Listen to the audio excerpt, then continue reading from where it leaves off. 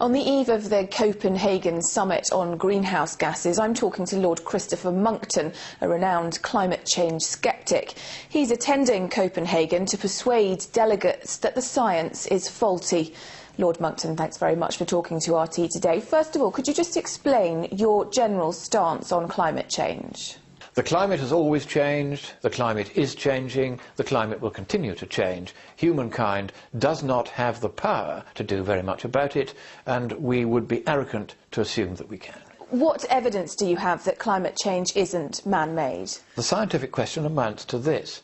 Are the greenhouse gases that we add to the atmosphere sufficient in quantity and in global warming potential to stop outgoing heat energy bouncing in from the sun, hitting the earth and then going back out into space again?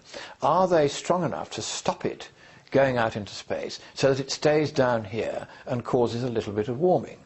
Well, we know that they cause a little bit of warming because the entire atmosphere keeps the planet around 18 or 20 Celsius warmer than it would be if we didn't have an atmosphere. So the greenhouse effect of all the greenhouse gases now existing in the atmosphere is only 18 or 20 Celsius. It's tiny. So the idea that changing 1/2000th of the composition of the atmosphere from oxygen to carbon dioxide, as we may do this century if we go on burning fossil fuels as much as we like, will somehow cause a warming of anything up to 6 Celsius degrees, or something like a third of the effect of the entire existing atmosphere, is plainly nonsense.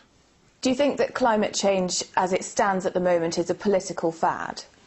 Of course it is. These scares come and go. You may remember the millennium bug. You may remember swine flu, which is another scare that's running at the moment. Virologists making a fortune out of saying it's all very terrible. In fact, the number of people killed by swine flu is smaller than the number of people killed by ordinary flu.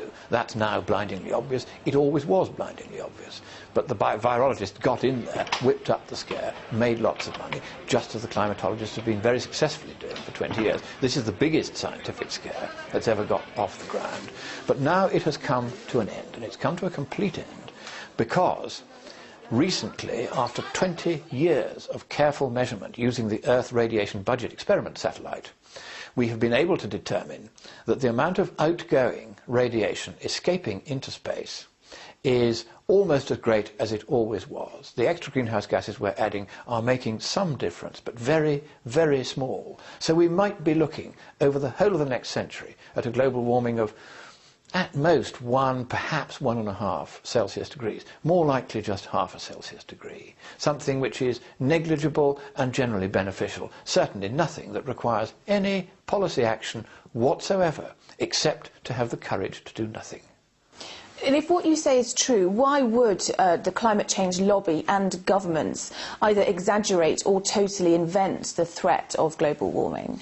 Well, we know that the classe politique and the classe scientifique, the great and the good, are conspiring together to make up the evidence, because just weeks ago it was revealed that at the Climate Research Centre at the University of East Anglia, and among scientists in league with that centre right across the world, data had been blatantly fabricated to produce the desired result of pretending there was a problem when there isn't one. And so this news that data have been fabricated, computer models have been tinkered with, computer code has been tampered with, things have simply been made up, temperature records have been simply created out of nothing. All of this news doesn't come as a surprise to me, because the people who are named in those emails are people on whom I've had my eye for some time. Others I'm in contact with have been noting the political and financial connections between these scientists and politicians.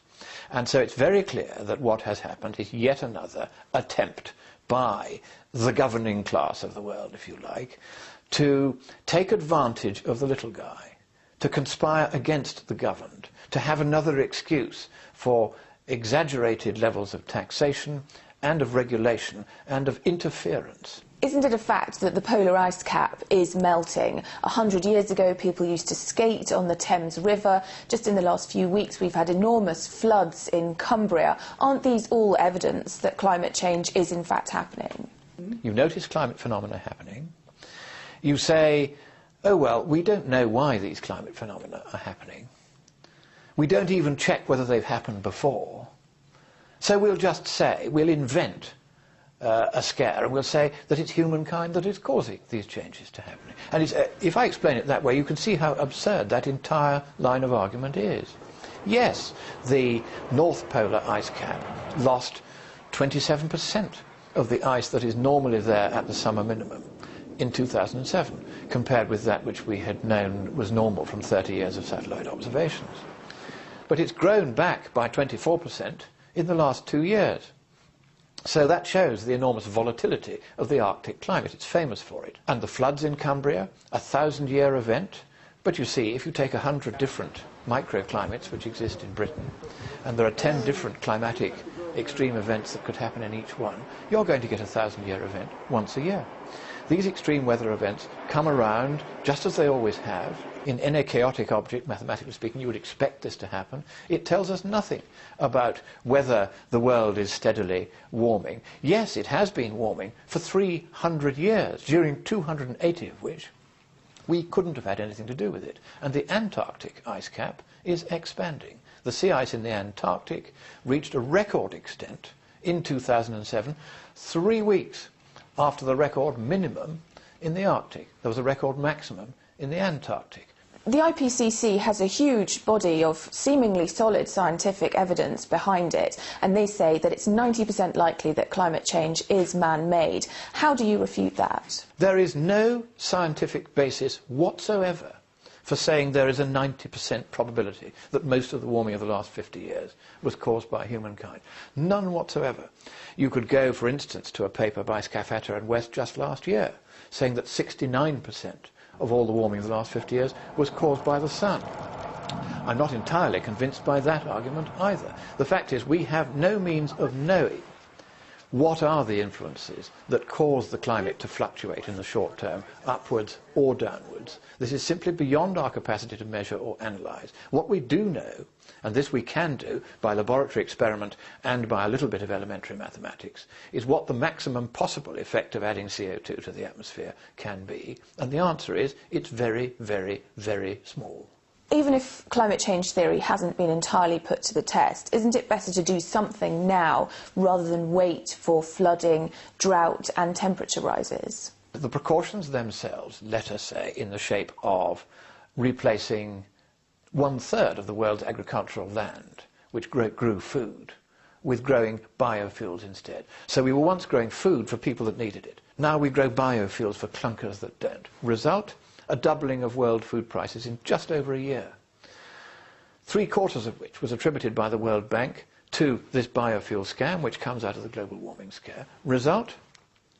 If we have to pay twice as much for our food, it's inconvenient. If you're in a poor country, that difference of 100% in the price of your food is the difference between life and death. There have been major food riots in a dozen regions of the world, hardly reported at all in the West, because they're so busy reporting on every little icicle putatively dribbling in Greenland. And those food riots are happening because people are dying by the million of starvation who would not have died at all had this climate scare not engendered this dash for biofuels. What do you think will happen to the climate in, say, the next 100 years? I asked the world's greatest expert on the climate that, and that is Professor Richard Lindzen of the Massachusetts Institute of Technology, generally recognised to be the man who knows more than anyone else in the world about how the atmosphere will behave. And I said to him, Dick, I said, I've been asked to make a bet on whether it's going to be warmer or cooler in the next 50 years. Can you tell me? He said, yes, I can.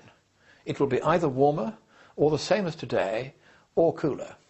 And the chances that it will be warmer are exactly the same as the chances that it will be cooler. And you're going to the Copenhagen Summit on Greenhouse Gases. What's your objective there? My objective at Copenhagen, will be to say to the leading delegations there, in particular the Americans, the Canadians, the Japanese, the Australians, the New Zealanders. I shan't bother with Europe because that is decided by commissars whom we don't elect, can't hold to account, can't remove and can't persuade. We are no longer a democracy in Western Europe. But I'm going to be talking to the delegations of the democracies, and I'm going to be saying to them one by one, very quietly, first of all, here's the science. It no longer adds up. And everybody knows it no longer adds up. And your voters now know it no longer adds up. We're moving away from that now. And we're moving towards a world in which, once again, the scepticism, which is the proper approach of the scientist, is becoming instinct in the ordinary voter's mind. Will you be talking to the Russians?